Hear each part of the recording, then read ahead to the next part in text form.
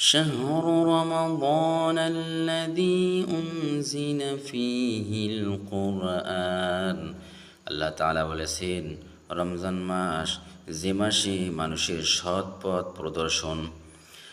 হুদাল লিন্নাসি ওয়া বাইয়িনাতিম মিনাল হুদা ওয়াল ফুরকান আল্লাহ তাআলা বলেছেন এবং হিদায়াতের প্রমাণ ও সত্য মিথ্যার পৃথকীকরণের জন্য কোরআন শরীফ অবতীর্ণ করা হয়েছে।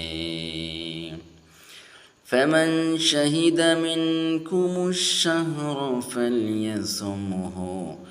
ওয়া মান কানা মারিদান আও আলা সাফারিন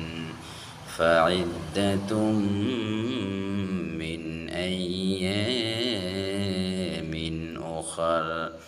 আল্লাহ তাআলা বলেছেন তোমাদের যাহারা রমজান মাস পায় তাহারা যেন হাতে রোজা রাখে, আর যদি কেউ কঠিন রোগগ্রস্ত হয় ও ভ্রমণে থাকে সে যেন অন্য সময় এই রোজা কাজা করিয়া লয়।